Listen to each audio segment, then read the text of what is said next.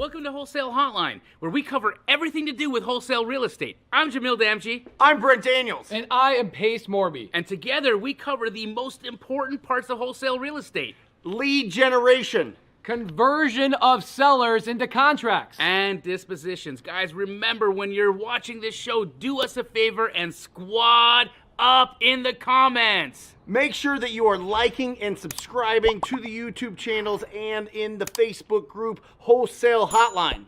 Most important, we want to know we're doing a great job for you and helping you build your business. So go give us a review on iTunes and or Spotify. So squad up and enjoy the show!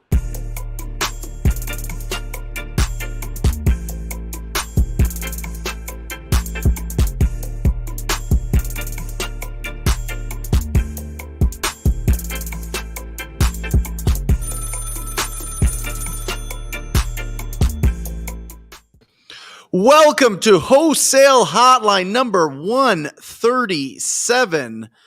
I am Brent Daniels, Mr. TTP, Mr. Talk to People. I am joined right next to me by Clark Kent, a.k.a.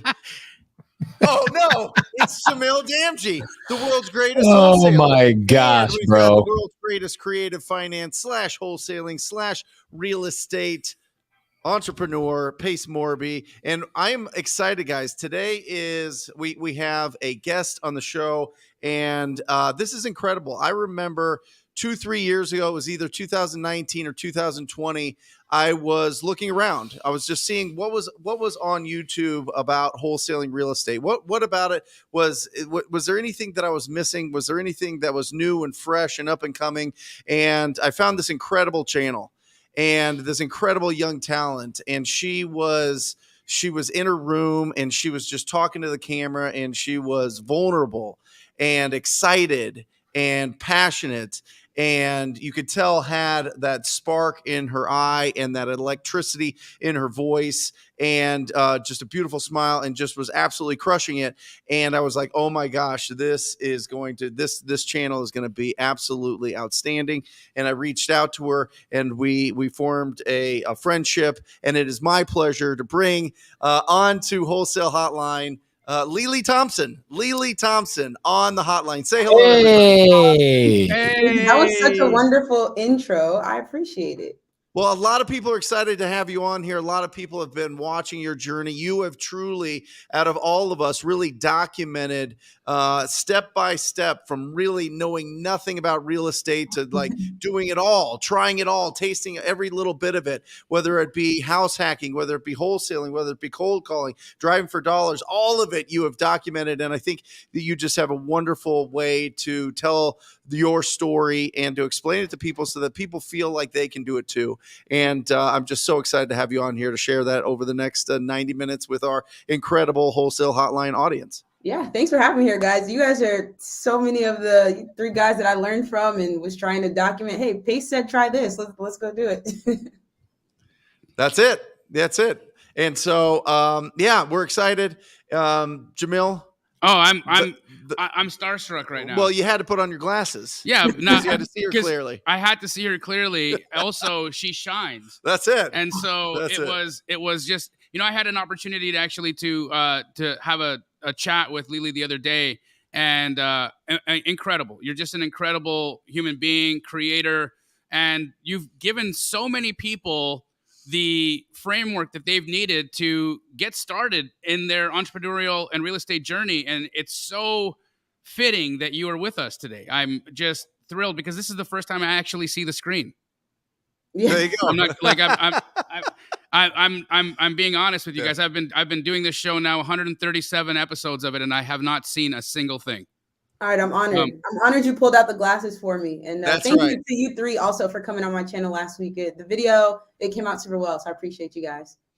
Yeah, I watched it today. It was fantastic. So if you guys want to it's about, 17, 18, 19 minutes. It is absolutely incredible. Lily interviewed some of the top real estate entrepreneurs from around the country, and it's just packed full of actionable items. So make sure that you check that out on her channel, Lily Invests on YouTube. So check that out. So Lily, where are you at now? What are you doing? Are you wholesaling? Are you flipping? Are you house hacking? Are you adding to your portfolio? Like, what are you doing? How do you stay focused? How do you not like go all over the place and not get anywhere? You know what I mean? What are you working on right now? Yeah, so right now, what I'm really trying to work on is the operation of the properties that I have right now, right? So, like, got a couple of properties through house hacking, through seller finance, through wholesaling, or through the BRRRR strategy, and trying to figure out, like, how am I managing tenants? How am I making sure that, I'm being a responsible property owner? And so that's a big portion of what I'm focusing on right now, as well as thinking about, okay, how do I be intelligent in, like, this market cycle? How do I buy properties that are smart investments? And so while the acquisitions has kind of slowed down a little bit, I feel like we've gotten a bit more efficient with like evaluating properties and trying to just like add people to my team. Because as you guys know, it's like it all kind of just started with me in my bedroom, talking to my phone. And so I feel like I'm at that stage of like really getting serious and like kind of making it bigger than just myself. Amazing. So, Lily, right now, your primary investment strategy is holding. You're acquiring through creative finance. You're acquiring either with traditional financing, whatever the strategy is. But you are holding more than you are selling. Would that be correct? Definitely. And it kind of was like gaining confidence through wholesaling and gaining connections, and then realizing like, okay, I kind of learned all of this in a relatively low risk way. And now how do I, build up a portfolio? Because from the very beginning, my whole goal was like, can I cover my living expenses with relatively passive income? And so I feel like, the property portfolio that I've acquired now is like allowing me to do that. Amazing. And that's really a lot of people's entrepreneurial journey, especially when it comes to real estate investment, is wholesale being the foundation, the beginning part that allows you to create cash, to build connections, to learn how to underwrite, to actually be able to determine what's a deal versus what's not a deal.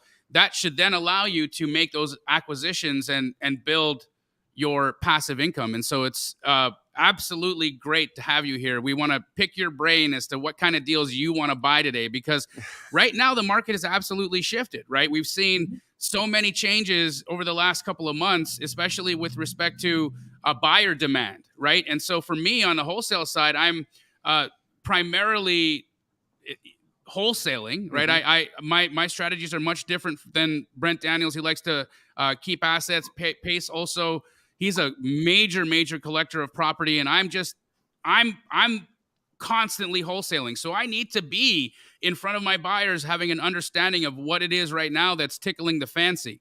And so maybe Lily, you can give us some insight into what tickles your fancy.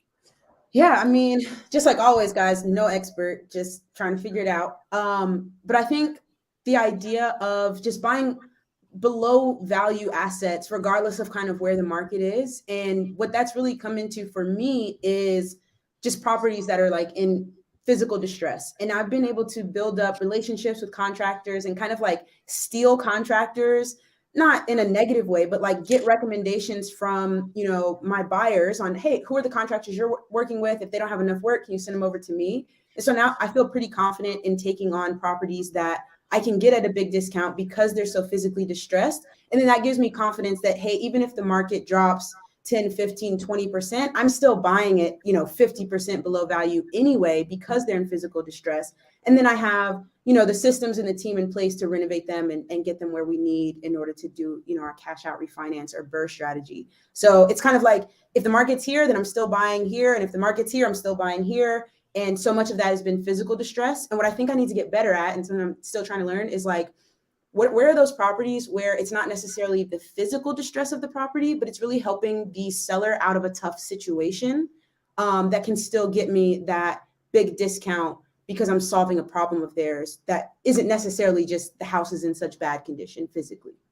Yeah, there's three types of distress, right? The physical distress of the property, the emotional distress of the owner, or the financial distress. And I think that that's what you're hitting on there: the financial or the emotional distress that these property owners are going through, and they just want to get rid of these properties, and that's adding to their stress. So that's where we come in, right? That's where I still have to grow, because it's really easy to identify properties in physical distress. Sure. But like you said, like having those conversations and understanding how to be of service to people who are in distress in other ways, like I feel like that's my next like thing I've gotta figure out and really like get out there and do.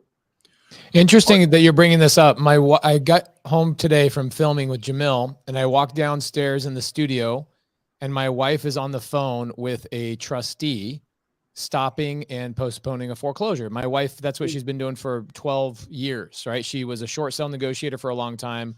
She teaches people transaction coordination. I don't know anybody on the planet better at paperwork and postponing foreclosures.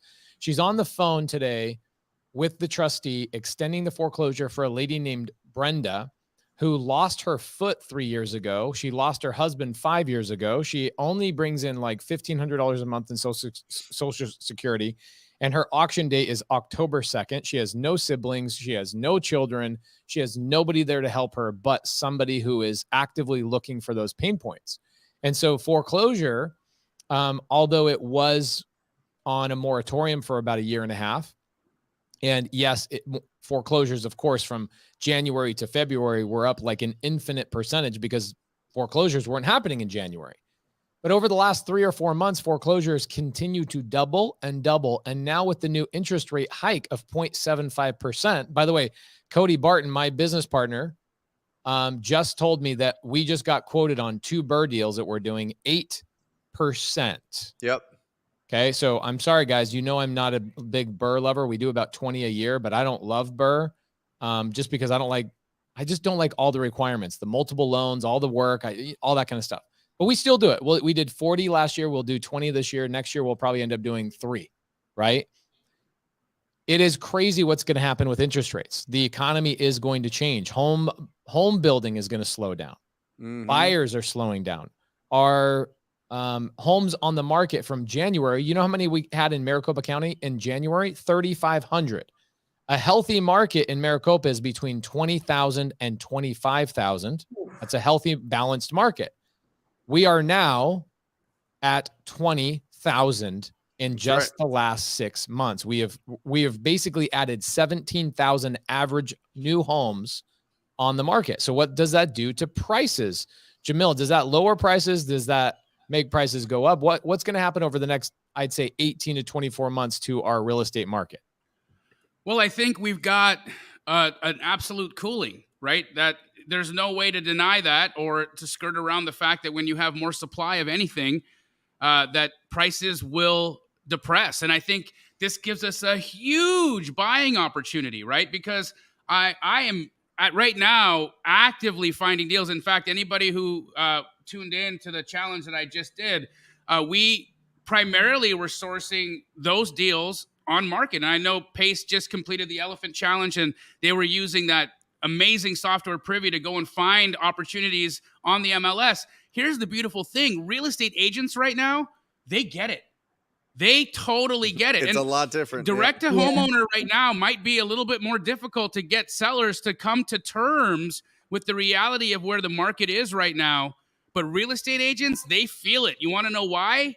Because their phone stopped ringing. Mm-hmm. And if you're really out there trying to get yourself a great deal, you can find sellers open to negotiate. And I mean, guys, I'm talking 100,000, 150,000 below list price. Like you can go in there and just name your price. And somebody that has to sell, they'll sell. Jamil, I'm going in at 30 to 50% of the list price. Wow. 30 to 50%. It just depends on the condition of the property. If that property is completely destroyed, what other option do they have? Where are the cash buyers? So Audantic, right, the data scientist out of Seattle, pulled up the data of cash buyers flips in Maricopa County. We're averaging 4,500 purchases a month. It is down to 1,000. Wow. 1,000. Yes. Right. So it is like 18% of what it used to be or whatever. Yeah. 18% of where it was, guys. So 82% of the cash buyers are sitting on the sidelines. So Brent, I have a question for you there. Yeah. I'm gonna flip this on you guys. I'm gonna become an interviewer if you don't mind.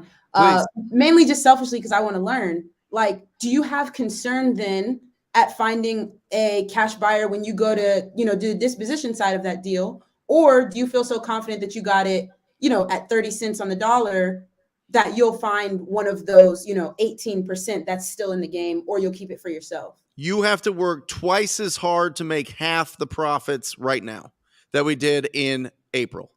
True. In our market, for sure. I mean, average of 50,000 plus that we would make per deal is now 25,000. We have to go and we have to put in, 20 offers to get the one that is going to be a really, really, really solid deal. So everybody better figure this out. Everybody better realize if you're in one of these major markets that appreciated really fast, really hard, there's going to be there's already been an adjustment because people were jumping in and making huge profits. Let me answer that from a creative finance standpoint, because there's a completely different side to this token. Yes. On the creative finance standpoint, it is actually way easier to disposition right now than you could ever imagine, right? So here's the text message I just got from my partner. Let me show this to you guys. I thought I was really funny in the way I replied to him. He says, bro, investor rates are above 8%. Crazy. Gonna hurt on our last few refis, but we got to finish the blah, blah, blah. Creative finance only. Rip the burr. And I was like, F the burr. Yeah. Here's the reality in a creative finance transaction. If I go and buy a deal, okay, I'll talk to you guys. I'll address what Jamil brought up just a couple of minutes ago. In a creative finance situation, sorry guys, I know that you hate when I do the whiteboard, but in a creative finance transaction, I buy a sub 2 deal from, let's say, this seller. Okay, here's my house. I have a deal. I'll give you guys the address here in just a second. I just bought it in Vegas. I just had an event at my office where 100 people came together for free. We didn't charge for this. We just had a blast. We called it the Golden Ticket event. I split them all into 10 groups.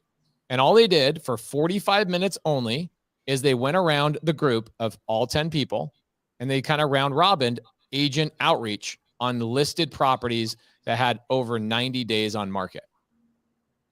And the only thing I wanted them to pitch was not cash, but creative. Okay. In 45 minutes, Brent, how many appointments, how many offers, how many contracts do you think went out? With 100 people? With 100 people in 45 minutes. I hope only at least creative 100. finance, no cash, just creative finance. I hope they pitched at least 100 times. Okay. There's over 300 pitches. Everybody got a phone call, 3 phone calls each. So there's 300 phone calls made. Out of those 300 phone calls, there was over 45 appointments made for follow-up in 45 minutes, by the way. Okay. And 5 contracts made in 45 minutes. Are you telling me that these people just picked up the phone and called strangers? Yeah, they TTP. Is that what happened? Okay. They that doesn't TTP. work. That's crazy. Okay, so here's a deal. I've got a deal in Las Vegas. One of the contracts that came through, I'm actually buying it from this group. The seller is getting $1,000. Okay, seller's getting $1,000 to walk away sub 2. And the agent is making $4,000 on a $400,000 listing. Okay, ARV on this is $400,000. I bought it at $400,000. All right. What am I doing with this? I don't want to keep it, so I'm selling it. Actually, what I'm doing is I'm assigning this sub 2 to an end buyer who has already been rejected by a bank because he no longer can afford stuff at 6.5% or 8%. We are assigning this sub 2 deal for $475,000 with $35,000 to us right away. Wow. And he has a year to pay me the other $40,000 or else I take the house back. This was out of a free event. He'll do that? What's that? How do you anticipate he'll pay the 40 I don't. grand? Lily, remember something very important. We loan to own. Anytime you give a loan out to somebody, always anticipate you will end up owning that thing at some point, and that's how you underwrite anything. We only loan with the anticipation to own. So at some point, number one, I'll end up walking away with $20,000 paying full retail on a sub 2 deal, 20 grand. And that's my net because I got to pay for some things up front to make it happen. Next year, if I don't get my 40 grand, guess what I got? I got another house that comes back to me that I can then turn around and either assign or I can wrap again. How did you find the end buyer? Jackie, go on my YouTube channel. I talk about how to find end buyers on creative finance stuff. Super easy.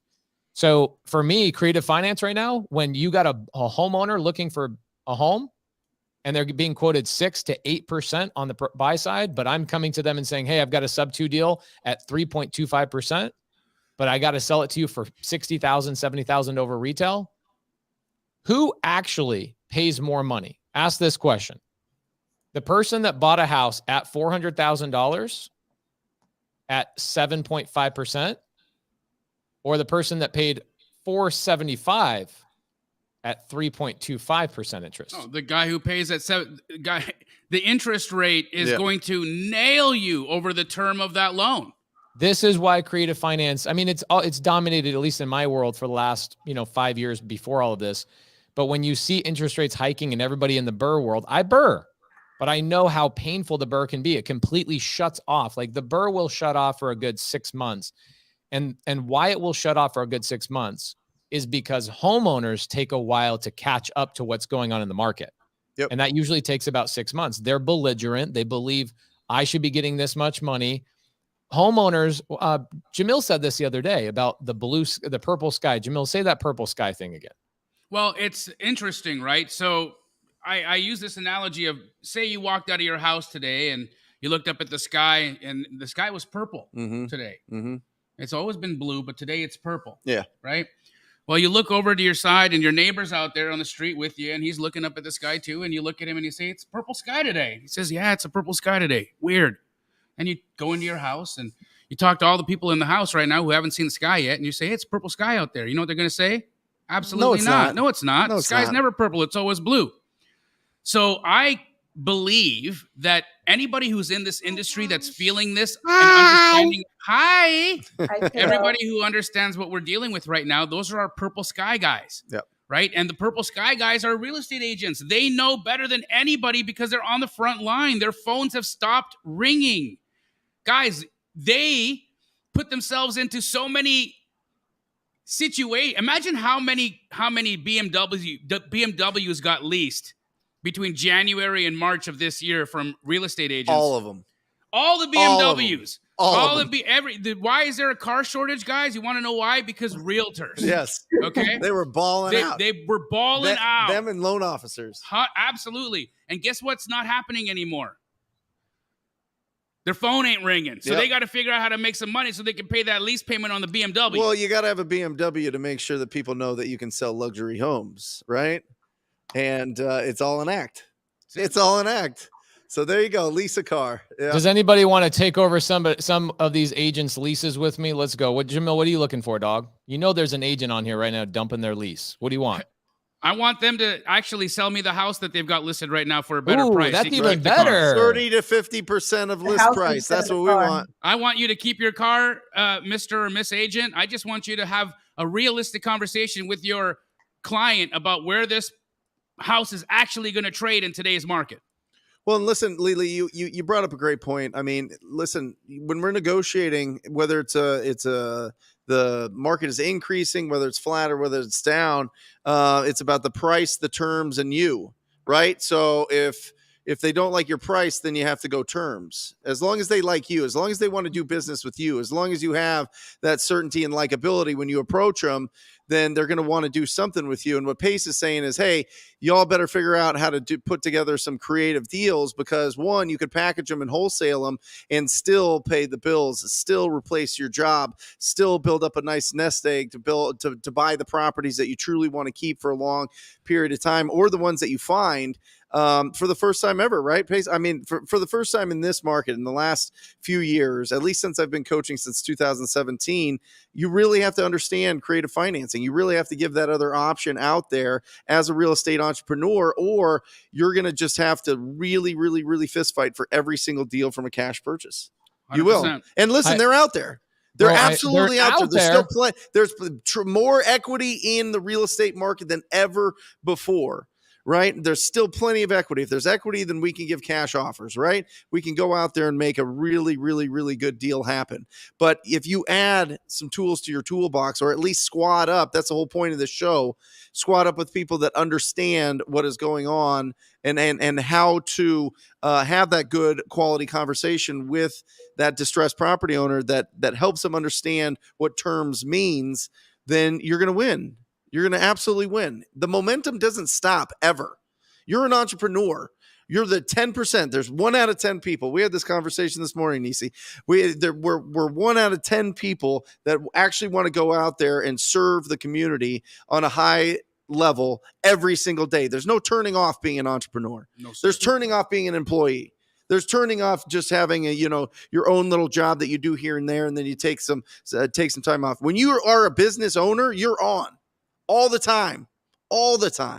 And it's just a different type of brain that wants to go out and serve the community, serve the marketplace every single day consistently.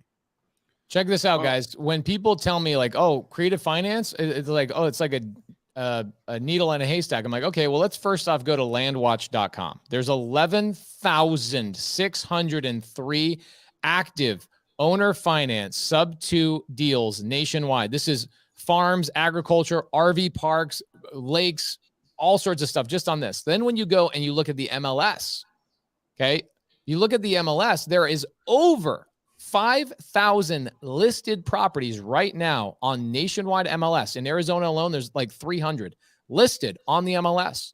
Mm-hmm. They're out there right in front of your face. You don't have to look for them. They're right in front of you.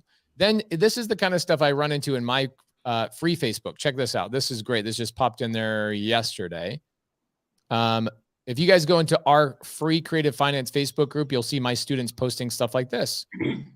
0 down to seller, subject to deal in Butler, Indiana. Title's clear, ready to go. Call me. Let's go. Mm-hmm. So if you guys are looking for deals to wrap, assign, put in your portfolio, I'm sorry. Last 700 properties we put in our portfolio, not a single credit check was required. Amazing. Guys, I want to very quickly just segue to a different subject matter because as we know, life is getting hard for a lot of people, especially with the economy doing the things that it's doing right now. And some of the most vulnerable are young people, children. Mm-hmm. Sure. And I didn't realize just how many children are actually facing hunger. But there was a beautiful individual who taught me and showed me and enlightened me as to how people can get out there and make a difference. And this young lady has not only inspired me to do more, but she is connected with some of the most incredible human beings on the planet to help her in her fight to end child hunger. Not only has she connected with myself and Pace, but she's also connected with The Rock. She's got Dwayne Johnson. Whoa, okay. She's got Mr. Beast. I don't know his full name, but that's huge. That's first name Mr., last name Beast. Okay. She's connected with, I'm sorry, guys, I don't know who this is, but FaZe Rug, a very famous gamer who Pace knew very well. Yeah. She's connected with some of the most incredible people to help her. And I'd like you guys to all give a warm Wholesale Hotline welcome to Ever. Hi. Ever. What up, Ever? Hi, you guys. Will you tell us a little bit about what you got going on so that our wholesaling community could get behind you? Yes, my name is Ever Matson, and I'm a young advocate and kidpreneur, and I'm on a mission to raise 1 million meals for Feeding America. In 2 days. Wow. In 2 days? In 2 days? She's incredible. Can you say that one more time? I got to do something. What are you doing? So I'm trying to raise 1 million meals for Feeding America, which is $100,000 in 2 days. 48 hours. Yeah. Are you kidding me? That's easy. Yeah, That's so I've easy. committed to We helping got that. Ever out. But Pace, go ahead. Dude, that's easy. Well, she's not there yet. Ever, tell us where you are right now. Right now, let me check. I am at 23 or 18? 23K. I am at 23K at the moment. 23,000. Who's been your biggest donor so far? You have been my biggest donor so far. Little old me.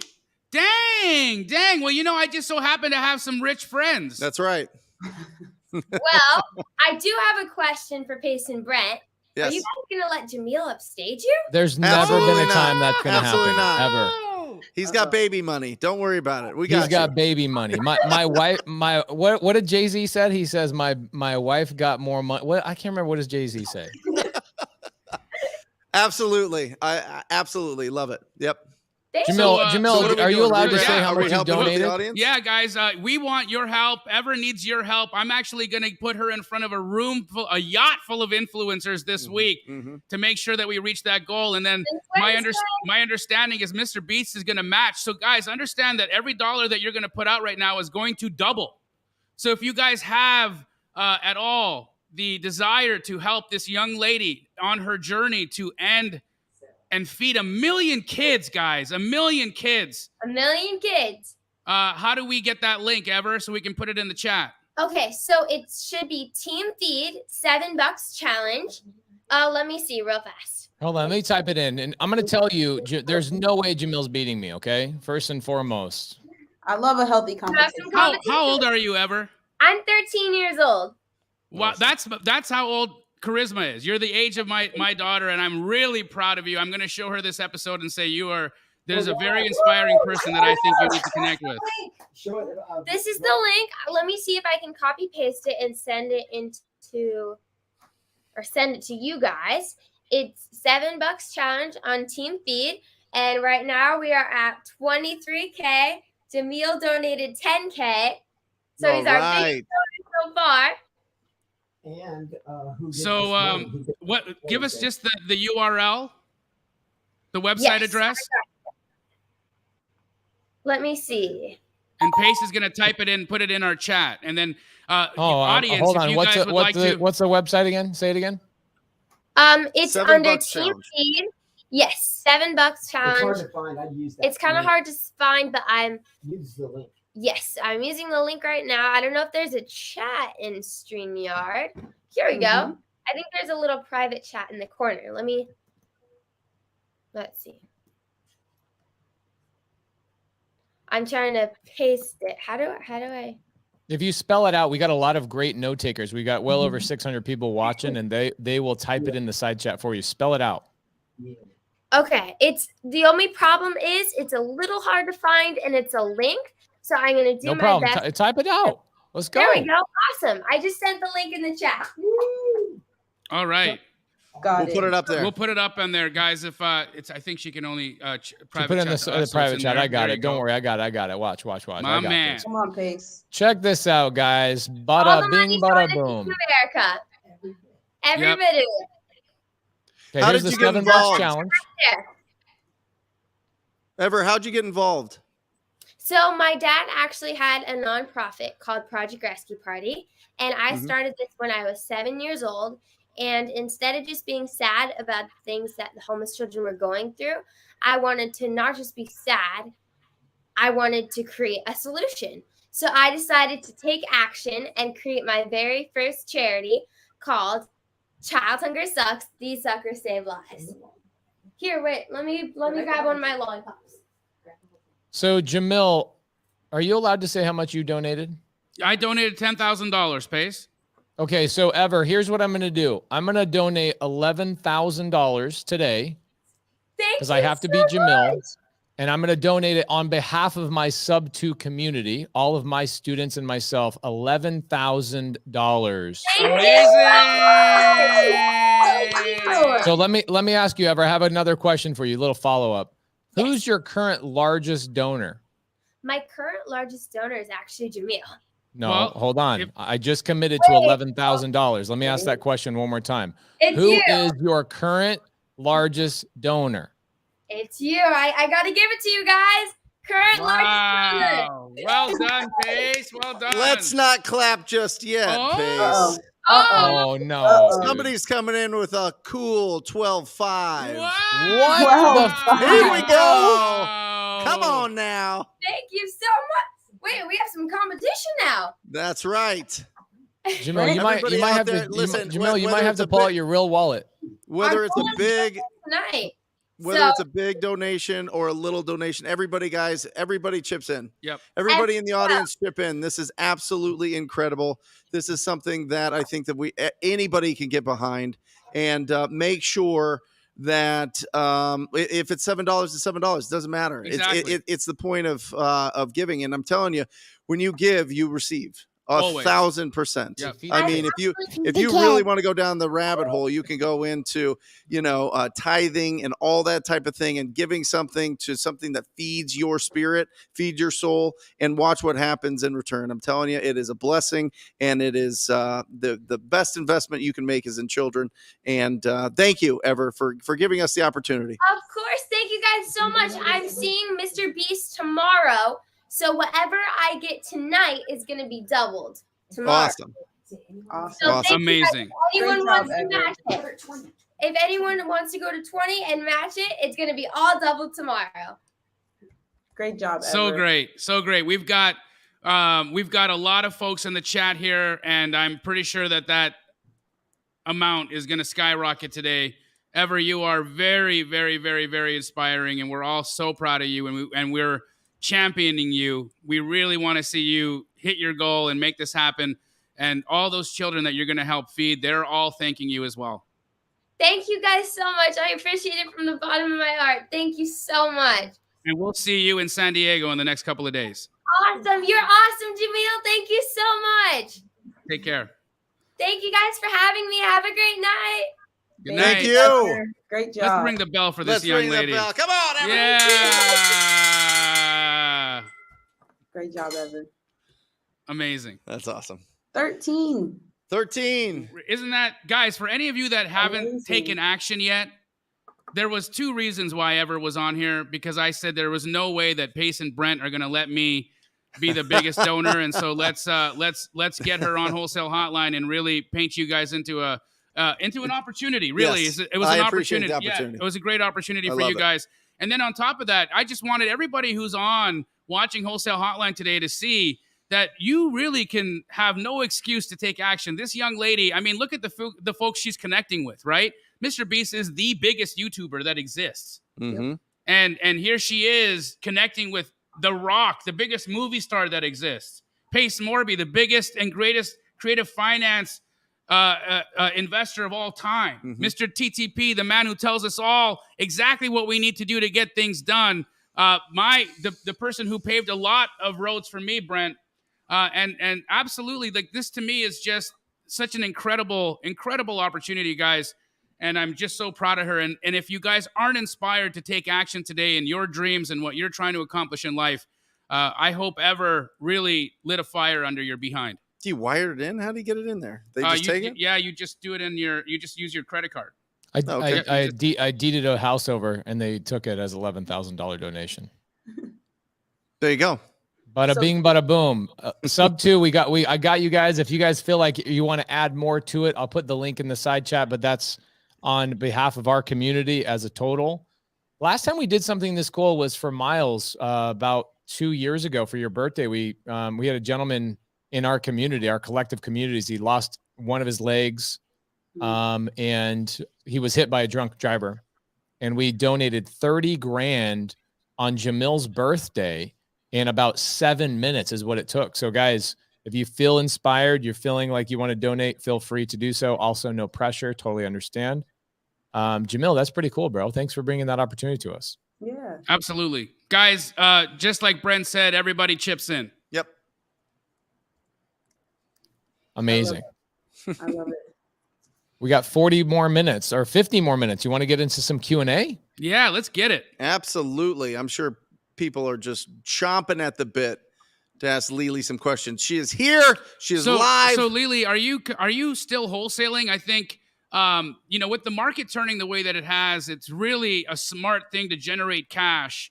Also, I mean, if you can get deals on creative finance, by all means, that's a great thing to do. But if you can also create cash by wholesaling opportunities, are you continuing to wholesale, and what do those deals look like, and how are you adjusting your numbers right now to accommodate the change in the market? Yeah, so I am, and it's funny we're talking about sub two because I'm actually working a sub two deal today that we got contract signed on. That's a 0 down 0% deal, which wouldn't have worked out through any type of bank loan or transaction. So really, what I'm trying to do is get my acquisitions pipeline correct and then make a decision with how I want to dispo, whether that's sub two, keeping it myself, or if I feel like it's too big of a project or it's a little bit too close, then I'll wholesale it, right, and take the cash. But if it's a super deal, then I want to keep it for myself. And that's kind of how I'm making that decision right now. Awesome. Real quick, we got to give Tyler some love. Here we go. Hey, Hi, Tyler. 45. Tyler Snyder from Sub 2 in Nice Ohio. job. Nice job. $45,000 assignment. Amazing. Anytime. That is, I mean, guys. Tyler, you better be donating, bro. I'll give you a knuckle sandwich if you donate a little bit of money, bro. Holy crap, 45 G's? Actually, Ever is going to come back on at 6:27 right before the end of the stream. She's going to come on and tell us what the number is at, guys. So if you're planning on making a donation, try to make it now so that we can really get that number up for Mr. Beast. Love it. Guys, we want to get Mr. Beast. We want to make Mr. Beast broke. Not that we could do that, but like really. He wants to donate the maximum amount. You think Mr. Beast wants to donate any amount under $100,000? Hell no. He wants to match $100K. Let's get it there. Love it. You get it on here. Awesome. So, Lily, you're wholesaling. You're keeping some deals. What would you say would be the types of opportunities that you're going after right now? Are you finding that there is more opportunity for you in like the house hack or the duplexes, the triplexes, the quadplexes, or are you just getting whatever you can under contract that makes sense numerically? Yes, getting anything I can under contract that makes sense. And then the things that I really like to keep for myself kind of have like those special opportunities. And there's a few of them I've done on my channel where I live because of the zoning. There's like a really good opportunity to turn single family houses into duplexes or triplexes. There's a lot of like mother-in-law suites or garage apartments that maybe were in use like 50, 60 years ago, but then just became a garage, but still have a lot of like that infrastructure for plumbing and electrical. And so what I've kind of found as a niche in my market is I can get those deals purchasing them as a single family property, but then I end up using them as a triplex that maybe has one long-term tenant that their rent pretty much covers the expenses, but then I furnish the other units and put those on Airbnb, and then that just supercharges the cash flow. And so those are the things that I'm like, oh yeah, I'm keeping those for myself. And if there's other things that don't necessarily fit that model or maybe too difficult for me to handle, then I'll pass them off to another investor just as an assignment. What's your primary strategy for lead gen?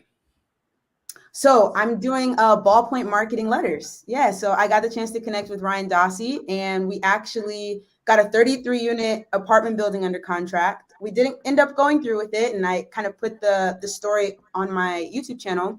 We didn't end up going through with it after we found some things in the inspection process. But that process of sending out the ballpoint marketing letters and really standing out to sellers has been really good for us in terms of lead gen. Can you unpack what a ballpoint marketing letter is for those of us that aren't familiar with that strategy? Yeah, so Ryan Dossie is the investor, and he just connected with me over Instagram. And I'll make a side point here that like just talking about what you're doing will open up so many opportunities. And like the whole reason I'm on this podcast is not because I'm some real estate investing expert. It's because I'm just talking about what I'm doing and getting out there in the community. And that's the same way I got connected with Ryan, is I was just posting about, here's what I'm doing for lead gen. I hate it. I'm cold calling and I'm nervous and my palms are sweating. And, you know, Ryan's like, hey, here's another opportunity. Try this out. And so, yeah, that's how we got connected. And he basically has a system of really attractive looking direct mail rather than just like a simple postcard. And yes, it's more expensive, but he has like some robots that actually write out the letters with real ballpoint ink pens. And so it's a higher perceived value to the seller when they get the letter. They're more likely to open it. They're more likely to actually take a look at it and take you seriously. And I found that, you know, we're getting a really good call response rate. And are you tracking all those numbers? Yeah, so I don't have them set yet, but we are like part of what I'm doing is expanding outside of myself, is getting more organized. We're using a CRM now to track those things and track our cost per deal. And so while the actual deal flow is slowed down, I feel like that's a good thing to get organized and get systemized so that we can speed up and not like lose quality. But yeah, ballpoint marketing has been a really cool and really fun way to do acquisitions. But then also the same way I started is just on market, connecting with real estate agents, letting them know what we can offer. And a lot of times they're just reaching out to me because we talked 3 months ago and that deal didn't work out, but now they've got something else and they thought of me. So, hey, can you come look at this? And that's also been a great free way to get deals for us. Awesome. Well, one thing that I think we need to mention here is you also get passive cash flow from being loud and being brave and being on YouTube. Let's be honest. You want to talk about some real passive cash flow? Like I get paid like 45 to $6,000 just for my YouTube channel, right? Just from views, and Lily's like 3-4 times that. I just got a snapshot of what Pace gets on his YouTube channel. It's incredible. Right. And my little old channel's making around between 4 and 5K a month. I'm just saying, when you're brave and you're loud and you're documenting your journey and you're taking the time to do it, that's like owning rental properties. You know what I mean? Absolutely. Those videos are paying you to this day, little bit by little. Every single one of those videos are going to live there for as long as, YouTube's going to store them. You know what I mean? Amazing. That's incredible. But it's another portfolio. Right. And I just look at it in the sense of like, one, I say on every video, like, I'm not an expert. I'm just documenting what's happening. And that's good enough, right? Because this worked, this didn't, I tried this, et cetera, et cetera. But it's about just like being a producer rather than solely a consumer. Now I'm a consumer. I love watching you guys' channels. I love watching so many different channels. But if I can just be a little bit of a producer, it's going to help me with networking and content. Content is king. That's what they say. And it's never been more true right now. And so somebody asked, like, how would I recommend start to build a brand? It's just be authentic and pick the easiest way that you can get started today. Like I started literally in my bedroom, next to my bed with my cell phone, and you can upload your first YouTube video for free and just get better from there. Yeah, I would. So the question specifically is, how would you recommend start building your brand? YouTube, Instagram, Facebook, all of the above when you're first starting out. I would tell you that if you told me I had to delete every one of my social media platforms except for one, which one would I keep? YouTube all day long. YouTube. Last month, I'm not Lily's size, but we had 70,000 hours of videos watched last month. 70,000 hours. And so what's great is that I'm more of a long form guy. I love doing long videos. I really don't care about the YouTube algorithm. I literally posted a 4-hour video yesterday, the day before, the day before, the day before, the day before. I will do 4 hours of just showing people what we do for a living, calling sellers, negotiating, stopping foreclosures, filling out paperwork, doing all of those types of things. Just do what you want to do. Yep. Stop worrying about the algorithm. I don't care about the algorithm. I care about the person that I can help. So for me, now, of course, it's nice to get a lot of views. It's nice that we're about to hit 100,000 subs on our little old creative finance channel. It's all of that's fun. But the coolest thing ever is getting people in the comments saying, hey, I made 40 grand because of you, or I made 100 grand because of you, or whatever. Don't worry about the little algorithms and the little rules. Just figure out your vibe. And I was talking to somebody the other day. They go, man, I really want to learn multifamily and I want to do content around multifamily, but I don't know where to start. I'm like, oh my gosh, go out and interview your heroes in multifamily, the people that you're following, and have them educate you on your own podcast. Go start a multifamily podcast. Love it. Yep. Okay. So it is so easy to create content. If you want to learn it, rest assured your audience is also going to want to learn it. If you guys look at Lily's video yesterday, she went and interviewed a whole bunch of amazing people, and she put it on her YouTube channel to give you guys education. I'm sure she picked up a couple of little nuggets along the way. 100%. So guys, stop thinking about what do I talk about? Think about what do you want to learn? That's a way better piece of content than what should I talk about? Because look, We should all learn how and what to talk about and what to post and all of that kind of stuff. But if that's the thing keeping you from being successful and taking action, then don't think about any of that. Think about what do you want to learn, create a podcast around it, and then interview the people that you want to learn from. You will create an amazing tribe of people that will follow you.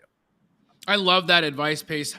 And I think that for the most part, especially from, me, I immediately began when I first started reaching out to influencers and I was trying to talk to them and be a part of their journey and have them be a part of mine.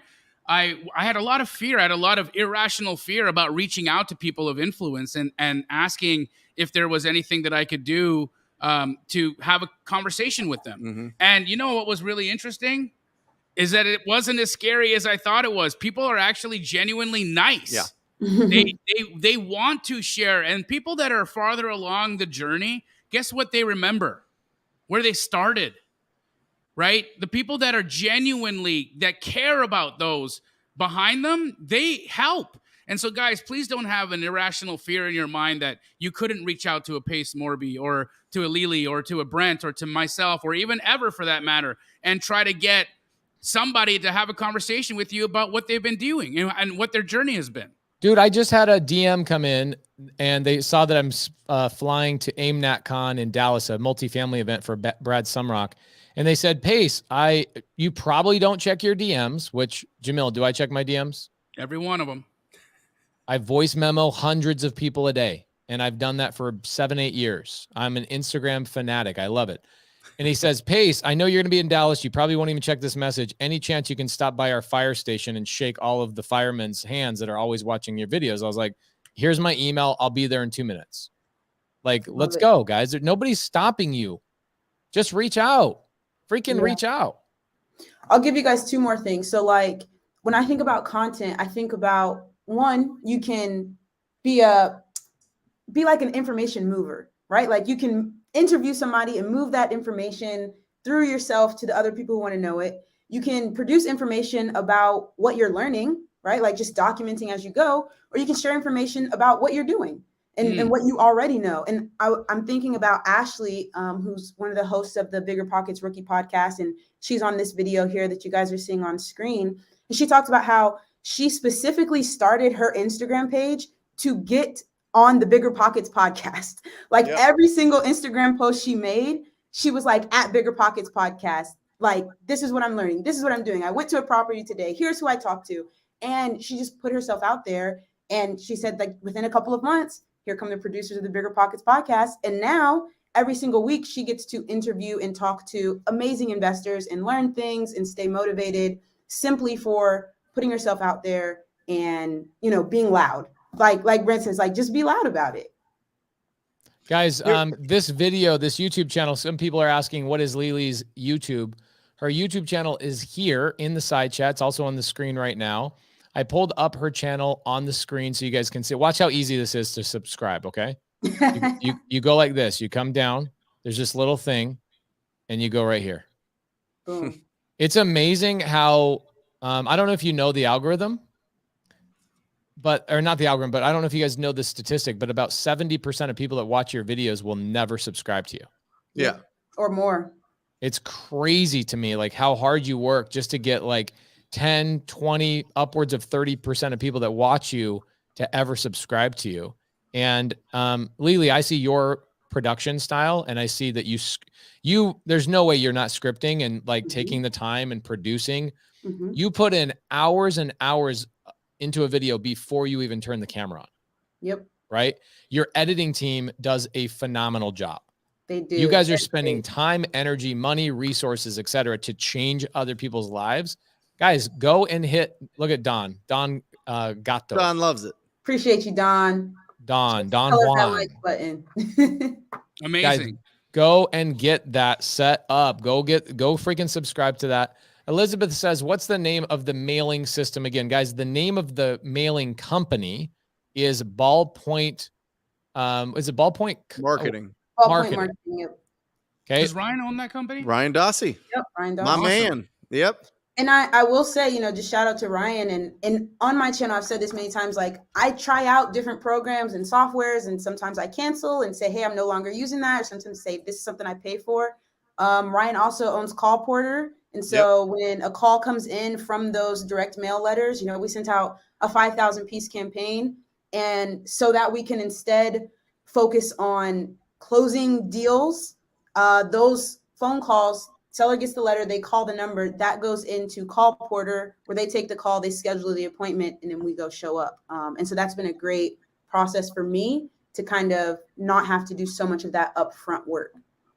Now, I used Call Porter before. What does that cost? Like, give people some ideas of what does it cost to send out, a mailer. Yeah, what does 5,000 cost? Say, Yeah, what does that cost? 5,000 cost about $5,000. $1 a piece. And I think there's like some tiers, right? So if you order 100, it's going to be a little more expensive than if you order more than that. But we said, we're going to spend about $5,000 on this, and then they do a by minute charge for Call Porter. And so what we said was we just have an extra $1,000 for call intakes. And when we get to $500, let us know, and that'll give us an idea of how many call intakes that is. And then we didn't even use up that full 1,000 to take all of the lead intake from that deal, or from that 5,000 mailer campaign. And about what I got out of that was I got the 33 unit deal. We didn't end up closing that deal, but we did get 2 other deals that we wholesaled for about $10,000 each. Awesome. So I know I've got to get like even more clear on my numbers and exactly what it's costing, but I feel like that was a good test round to say, you know what, I am willing to put $6,000 into my business to see if this will work. And if I lose it, it will be worth it. But we ended up, making more. Well, you've probably got a whole bank of follow-ups to still do on top of that, right? Absolutely. Because those are just the deals. Yeah, those are just the deals you contracted immediately. But we all know that typically you're going to need to contact a homeowner anywhere between 8 and 20 times before it's going to turn into a deal. So Lily, you got 2 deals under contract already, but there's a pipeline that you've created as well. Exactly. Before we even need to go send out another batch of mail, we're working through that pipeline. Yep. Who did you mail to? So we mailed to 2 to 4 unit properties for out-of-state owners. And then we also mailed to anything 5 units and larger, just to see what we caught. And that's how we caught the 33 unit. Wow. Awesome. And what was really interesting about that one was that the seller called, and he called into Call Porter, and I got the alert immediately. And so as soon as he hung up from Call Porter, I called him back. And he said, you know what? This isn't on market, but I sent it out to just like my contacts, right? Because he's a big time investor.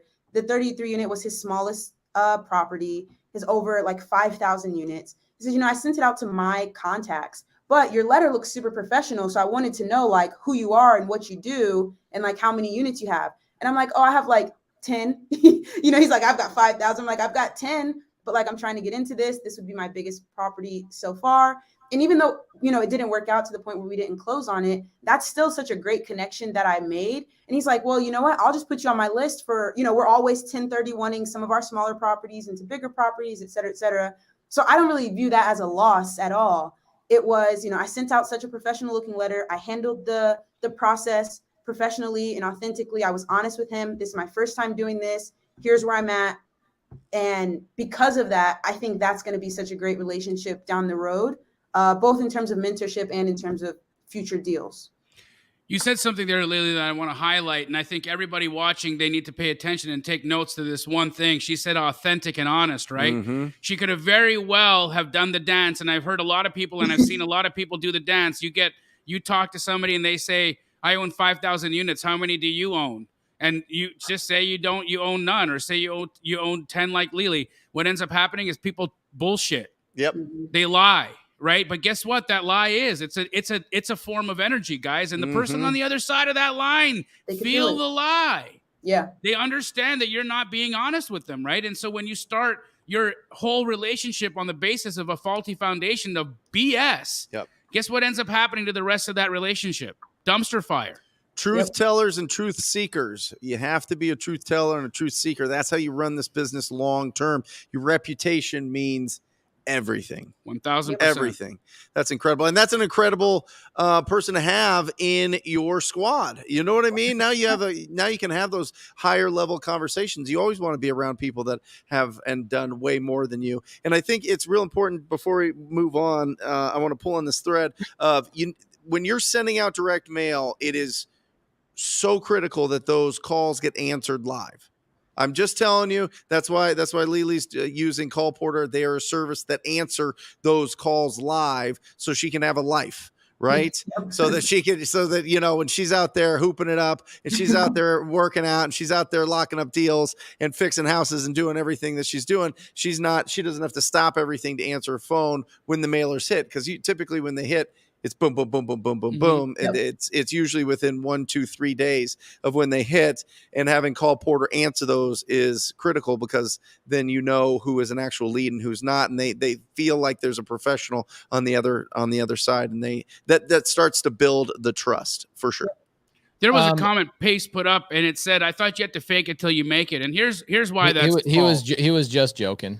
Well, I mean, some people believe it, right? And I the joke is great, but if you are subscribing to that thought process, guys, why do we have you all connecting with each other in the comments? Why do we beat the drum of squatting up? So that you don't have to fake it, so that you can connect to somebody that has more experience than you, and you can leverage that experience into your own business and into your own life, right? This is why we do what we do. The reason why you have proximity to people that, you know, when Pace was telling me the most genius thing that he's doing with some of these larger multifamily deals is he's picking and working with these phenomenal operators who know way more than he knows about these specific types of properties. But what does that do? Puts him in proximity to those deals, and then he gets involved in those deals. Now that he's involved in those deals, he learns the ropes on how those deals happen. And now, because he's in proximity and he's actually investing and involved in these opportunities, he can now leverage that as his own opportunity. And what an incredible way to gain experience and to also boost your resume, but by standing with others who have done a great job of what you're trying to accomplish and absorbing that experience into your own, for your own experience. I think that's just a genius way to approach it. Yep. I agree. Lily, we've got a question for you on the screen. Corey says, what is your current favorite social platform and why? Maybe some people wouldn't consider this social, but I'm going to say YouTube. 2 reasons. 1, long form content is the best way to, 1, deliver information, and 2, build a connection. There's only so much you can learn from a 30-second TikTok. The reason you guys love this podcast this podcast is because it's 90 minutes and you get information, you get connection. And then 2, YouTube is the best monetized social platform out there. Yeah, I don't make any money on anything else. Do you guys make any money on anything else? Very little. I think we made $1,100 on Facebook this month. I mean, that's probably more than most people are making on Facebook. But yeah, that's wild. You're like a Facebook millionaire at that point. YouTube's figured out how to have the creators' monetization and their monetization moving in the same direction, whereas some of those other platforms are kind of battling with their creators, and the creator's always going to lose when you're battling against TikTok or Facebook or whatnot. Lily, I got a question for you, and it's really just about understanding how you are framing the way that you think, because we all have watched a lot of people get involved, and I'm sure people reach out to you, thousands of messages I imagine you've gotten from folks that are dealing with all kinds of mindset obstacles that they create, right? Mountains that they make in their minds that are insurmountable sometimes. What are some of the techniques that you put into practice on a day-to-day basis that help you be as effective as you are? Do other hard things. I don't know if you guys have read like 4-Hour Workweek by Tim Ferriss, but one of the challenges he gives is like eye gazing, where he's just like, just look into strangers' eyes until they look away and like be confident, right? And just like try that out and realize how much easier it gets to like deal with that uncomfortable feeling within yourself. Another one he gives is like, just go ask 2 people for their numbers. Like go to the mall and just like introduce yourself and ask for them. It doesn't matter, like whatever, right? But just like doing uncomfortable things, I would say is one. And some of that came from like playing basketball and, you know, being pushed in different ways athletically. to like be uncomfortable and still do something. And even if you don't have that sports background or that history, like you can go do it tomorrow. And then the second thing, I was interviewing somebody similar to the conversations I got to have with you guys named JT Hustles. And he just decided like, I'm going to be willing to lose $1,000 trying this. Like I have $1,000 that if I lose it, yeah, it would stink, but it wouldn't bankrupt my family. I'm still going to be able to feed my family. I'm still going to be able to pay rent, et cetera, et cetera. And so instead of thinking about, oh, I want to make, what are you willing to lose like to get the thing? I like that. And I think that like takes a lot of the fear away. And he went to a property auction and he was like, I'm walking in here ready to bid on something and lose $1,000 and we'll go from there. Awesome. I love getting into the minds of very highly productive folks because like something that you just said, Lily, for me, I love being comfortable. Can you tell? We all do. I love being comfortable, and that's not how you grow. No, you don't grow being comfortable, right? Even the human body requires stress in order for muscle to grow, right? If you want to change, exactly. Yep. Right? That's painful. It's painful. Change is painful. Yep. Yeah. That's why 90% of people don't do it. You know what I mean? And you can't convince anybody to do it. You cannot. It has to be a total personal decision. You can't motivate somebody to do it. You can be there and you can support them and you can bring, energy to it, but somebody's got to make the decision themselves. Yep. Absolutely. I'll also add in there that like making content and posting about what you're doing is another way to like push yourself. Because if I say next week, I'm going to make a cold calling video. And, I've built up this subscriber base and people are like, okay, Lily, where's the cold calling video? And then I'm like, oh, but I really don't want to do it, but I've got to make this video and I've got to figure something out. That has been a form of accountability for me over the past few years is, I said I was going to try this and people are benefiting from it. So like, let me keep going. Even if it's a failure, it's a video I can make and hopefully people will learn from it. And it always makes me laugh when somebody, like I post a video about a success I have and they're like, you only post the good things. And I'm like, dude, my failure playlist is way longer than the successful deals playlist. But I think that's a great thing. That's the point of doing it all. Do you think you played basketball, right? Yes, sir. Very competitively. I did. At what level? I got the chance to play professionally with the Harlem Globetrotters. So I played all throughout college and then Isn't that after wild? college as well. Wow. I had no idea. Yeah. It was a ton of fun. No, you were a professional basketball player. Yeah, I got paid to play basketball. What do you, I mean, that is a discipline. That is something that you've had to practice and practice and practice and go and practice. I mean, do you feel like that spilled into you running your business? Oh yeah, 100%. Like I'm little. I don't know, how it comes across on camera, but I'm little. I was always the shortest person on any team I was on. What's little to you? I'm 5'5", 5'6". Okay, so okay, for basketball, that is little. That's little. Yep. That's little. I mean, I think Muggsy Bogues was So like you're 5'6". about Brent Daniels' height. Oh, come on.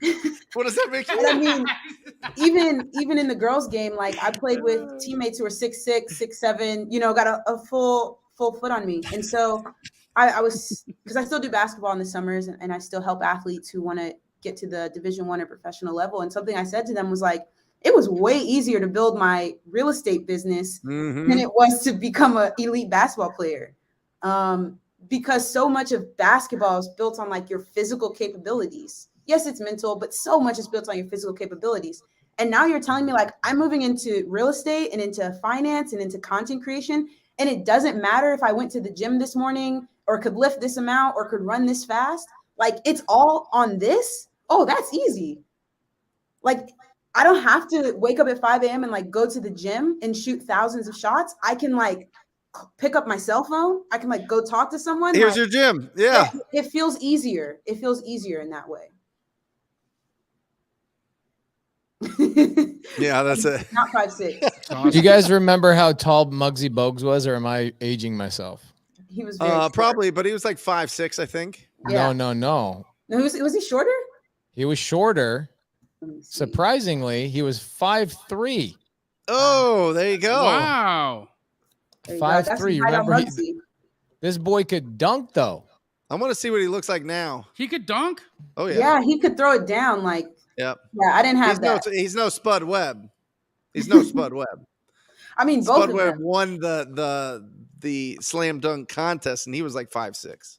It's crazy. Check this Yeah. out. Brandon I don't have those Walston legs. says, the first video I watched of yours, Lily, was you being scared to call someone. It made me realize I wasn't crazy. I've just been hitting that send button 10 months later and closed almost 10 deals. Amazing. I'm so glad to hear that. Yeah, that's the point of making it. That's the whole point. It's like, it's scary. It is scary, but it gets easier. Lily, are you at a point now where you are getting deals sent to you because you've built such a good brand, or are opportunities finding their way to you now because of the work that you've paid and letting people know what you do out there and how you like to do business? Definitely. I actually got a Facebook message from somebody in my market who was like, I actually watch your YouTube channel, and my uncle passed away, and now we have this house that, you know, is in poor condition, want to get rid of. And I just realized you're in my market. What can we do? So it comes through people who watch the channel. It comes through people who follow me on Instagram. And I think even for real estate agents that I reach out to, I've realized once they hang up and then go Google me, that's also a positive benefit to having the channel. Is it's a little bit of credibility in how I do things, and how I try to approach them. It's just like confirmation of what I said to them on the phone. It's almost like a resume.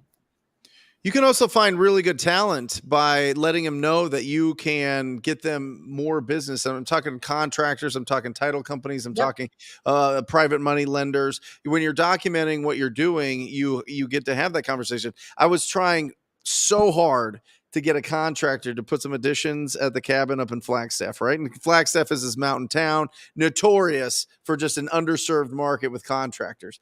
And I found this one contractor that I really liked, and I saw that he was posting on Instagram, right? He has like 200 followers or whatever, right? But he's trying. He's going every single day. Yeah. So I sent him a DM, and I was like, I'd love to help you out with this. I'd love to, document everything going on here and put it on my channel and the whole thing. Instant response. I'm just telling you that there is some power. I mean, that's just kind of a side benefit, but the power of being loud and documenting and letting everybody know what you're doing is so powerful. It really is. I now have a list simply from posting of over 50 private investors who just have at least 100 grand on the sidelines waiting for a deal. They don't know how to do it, but they know they want to invest, and they've seen what I've done. They're like, Lily, when you find a deal, please let me be a private lender on it. And like, that would have never happened without making content. What markets are you in? I am in the Tulsa market, Tulsa, Oklahoma. Awesome.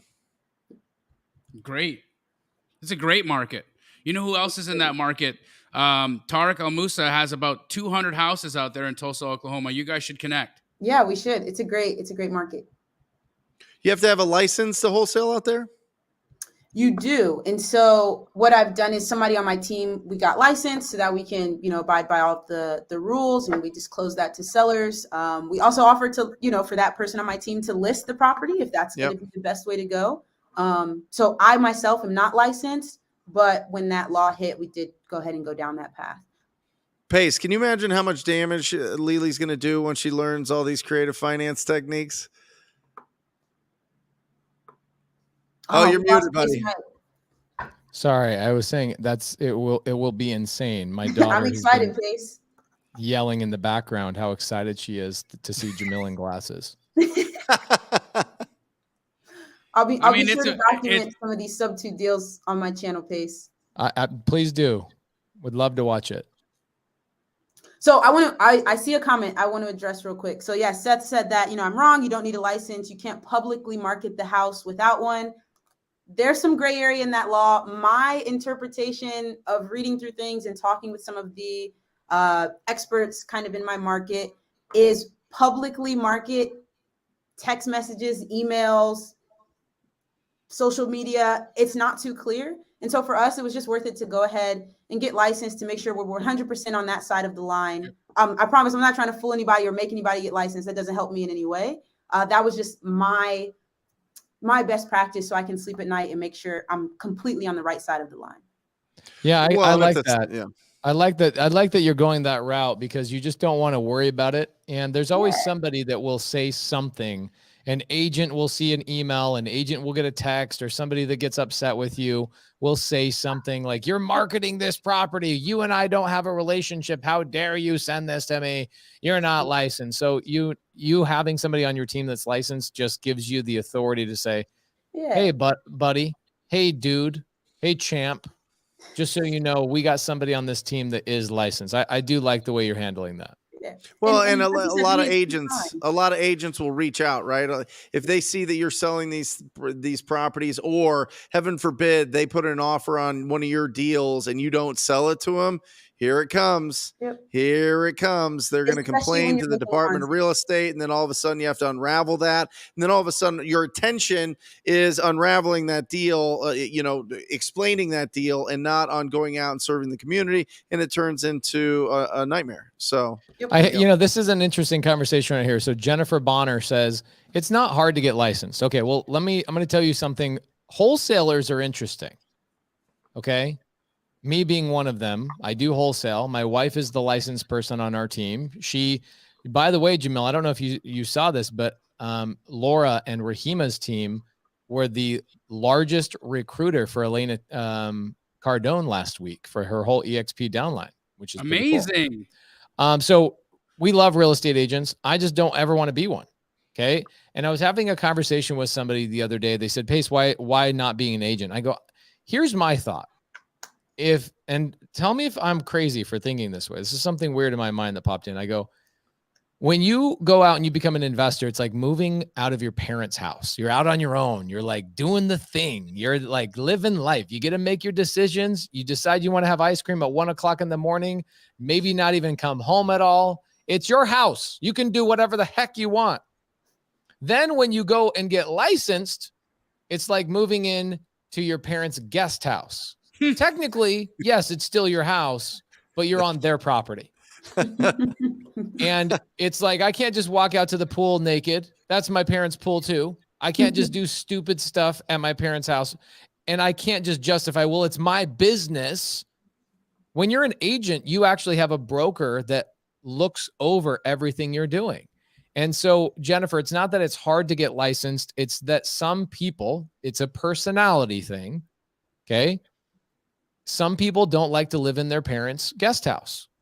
They don't like to have any oversight in what they're doing. They want to run out and do all the things. Now, doesn't mean it's right, wrong, or indifferent any which way. It just means that there's a personality difference between everybody's different strategies. So I find, Jamil, Brent, you tell me if you guys agree with this. I find that wholesalers have the mentality of like, I never want to get licensed because I don't want people telling me what to do. Yep. I think that's a piece of it. I think, I love how Jennifer followed up by telling me her parents live in her. Well, you're their broker, Jennifer. Yeah, Jennifer. Jennifer, you are their broker. Are your parents walking out naked in your backyard? What's going on over there? That's so good. Yeah. The piece of it that I think is most disturbing, I think, to wholesalers is that they have to go and write tests. That's honestly, man, go to class. I don't even think that many wholesalers realize that they're going to have somebody to answer to, that there's like now all these checks and balances that they have to deal with. I think it's a lot of people just have fear of writing that test. I don't want to be in a classroom and I don't want to take tests. I'm an entrepreneur. Yeah. I didn't like school anyway. Yep. School didn't connect with me. I don't want to go back to that. I just want to rip and run and build a business. And I think that that's probably 90% of it for sure. Yeah, that makes a lot of sense. A lot of sense. So even Lili's like, well, how do I do this legally, lawfully? How do I do it above board in a way that is perfect for my lifestyle? I don't want to be licensed, but I'll get somebody else on my team that is. And you check the box and you move forward. Yep. And I think it's like the path that is opposite of analysis paralysis, right? Like, yeah, maybe like we dig 100% into all of the laws and talk to so many people and figure out like different ways to do it. But it wasn't enough of a barrier to just like stop and not figure out, yes, let's do it. Keep moving forward. Yeah, I'm the same way. I don't want to be licensed. I don't want to have a broker. And now that we're talking about doing many more sub 2 and creative financing deals, then that'll be even more of a path of least resistance. But I think sometimes like we put obstacles in our own way. Like I hear so many times new wholesalers say like, oh, I'm going to start making offers once I insert a million different things. And so I just didn't want it to be something that's like put in my way. Very real. There's a lot of people trying to start their own brand here. So like Brandon Mitchell says, I've got 22 episodes recorded and ready to go. Just been looking for a day to launch and how often. Brandon, launched them yesterday, my guy. Right now. Brandon? Right now, Brandon. Come on, Like man. literally Right now. Right now. Why would you right now. record 22 episodes and not have put one out yet, my man? And why wait until January 1? Like, Let's go. let's go. Like I was talking to Jamil about, you know, just things that I've been thinking about, different business ventures and podcasts, et cetera, et cetera. And it's like, just start, start.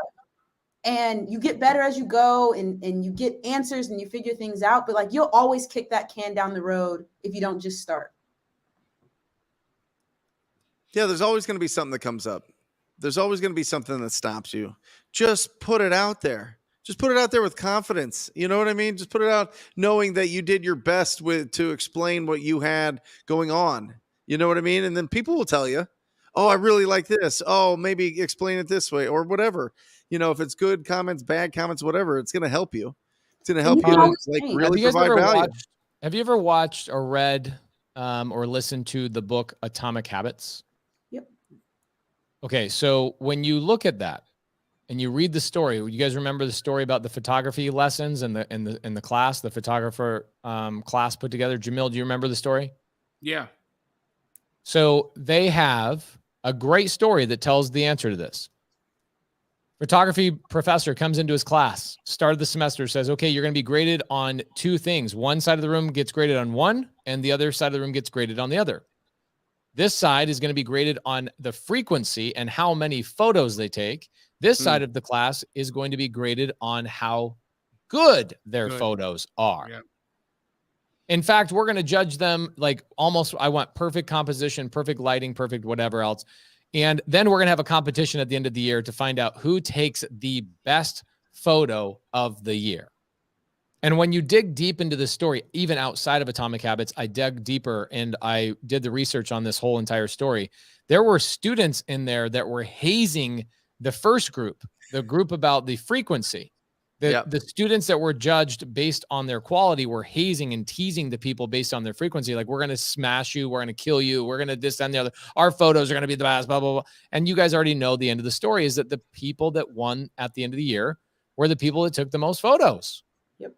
Because they were in the freaking dark room. They were messing with the camera. They were taking more shots. They understood the mechanics. They were doing it to the point where it was muscle memory, and they saw the results of what they were doing. So, for example, you put a YouTube video out and you immediately look at the comments and you go, what do people like? What do people not like? YouTube is amazing because it will tell you when people stop watching your video. Mm-hmm. And it will say, where in the video did they like, all right, I'm done. Right. Now you can choose to like that, not like that, whatever. I choose not to let that bother me because I, again, do a lot of 4-hour-long videos that I absolutely love doing. It's my style. I'm going to do what I want to do. However, you can get your immediate feedback. So think about this, bro.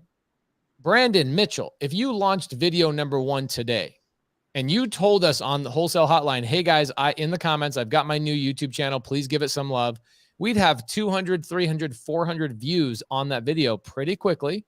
And YouTube and all of their infinite technology would give you the immediate feedback that you would need to then get better and better and better and better. In fact, I would not create another video until you post the first one, the second one, the third one, and then start working on video 24, 25, 26 based on the intel and the analytics that you get from YouTube in the meantime. And Brandon, you don't have to have all the answers. In fact, you shouldn't. Like, you shouldn't decide what day you're going to post on or how often you're going to post or what your background's going to look like or what camera you're going to use. Don't decide those things. Start. And as you get feedback and as you learn more, it will evolve. Like, I literally started with my cell phone cocked to the side so that you guys couldn't see my bed. And, you know, like now I just slowly over the course of probably almost 200 videos now, changed pretty much everything about what I was doing from that first video to now. And hopefully in 2 or 3 more years, everything about now will change in that future. So don't even try to decide now. Lily, how long did it take for you to gain traction? Because that's another real situation I think people deal with, is that they're not getting instant feedback. They're not getting an instant like viral video, or that they're like they're just like, oh, no one likes me. Like, you really got to grind it out and put stuff out there forever before things happen. Like, how quickly did it happen for you? Yeah, I know I can't share my screen here, but when I first started, I made a poster and put it on my wall, and it said, make 100 videos before you quit. And so like, that was my goal, was to try to like get monetized within 100 videos. And it was after, I believe, and I have a video on my channel that talks about this, it was after around like the 60 to 70 video mark when I got monetized. And I remember that very first day I made $9.90, which was like nowhere near all of the money I had spent on like making the videos in the time. But that was like the best $9.90. And I just didn't give myself permission to think about quitting up until 100 videos. And that was some advice I got from other YouTubers of just like, if you make 5 videos, like nothing's going to happen.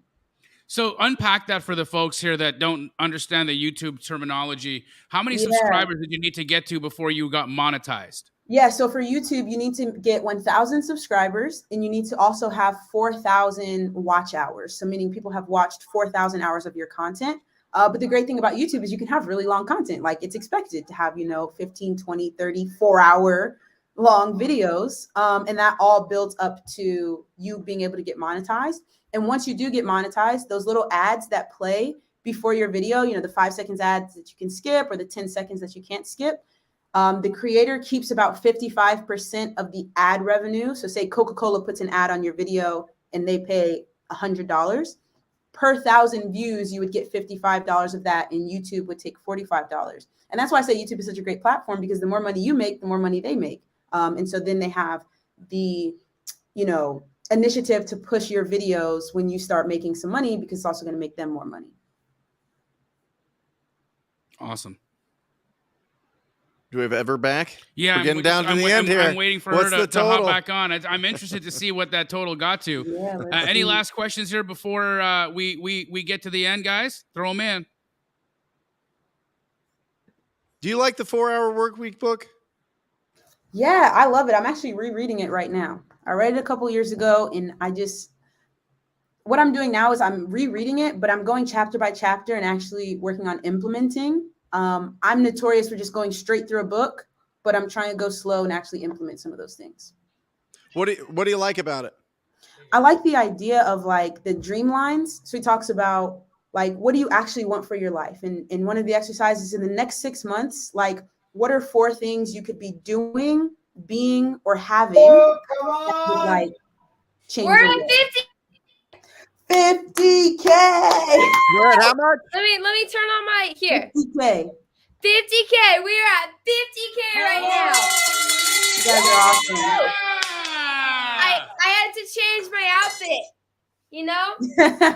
There you go. We're cheering them on.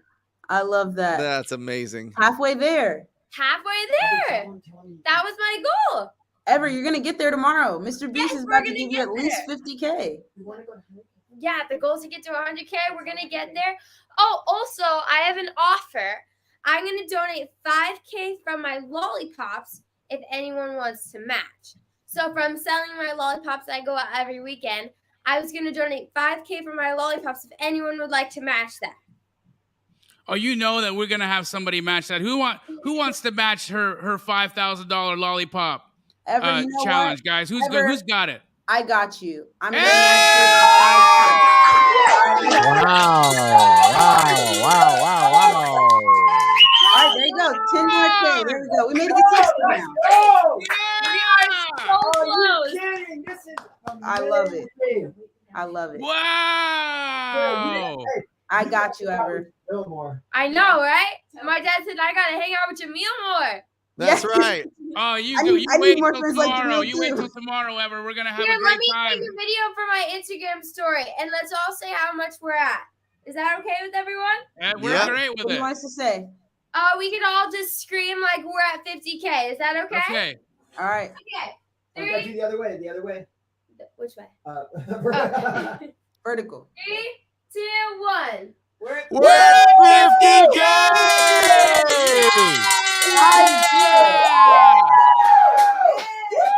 Oh, tell them about the shoes. Amazing. Oh yes, I also have these customs pair of shoes that I made. You'll make one for them. Well, and I can make it for someone. It's just like an auction idea for these. Show them. I customized these with my friend, so I can make like custom ones if anyone wants. It could be like a part of it, like kind of like an auction type of thing. So it's kind of like a win-win situation. I'll buy a pair of those shoes off you. I'll tell you what I want on them when we're offline. Awesome! Thank you so much, Jamil. Show them the $7 check. Like that. Amazing, guys. Oh, wonderful! Look at that! Look at that! We made it happen, guys. We got to 50K here real fast. What a great night, guys. Wholesale Hotline 137 with the incredible Lily Thompson. We had Pace Morby, Brent Daniels, myself, and Ever Matson. Thank you guys so much. Thanks, It was a great everyone. show, guys. Thanks for having me, guys. Great show. Love you guys. We We'll out. see you next week. Thank you. Or just say squat up. So squat up and enjoy the show. Yeah. Yeah. Okay. 1, 2, 3. So squat up and enjoy the show. What are you doing? I didn't say nothing. Why? I don't know. Okay. So squat up and enjoy the show. Cool.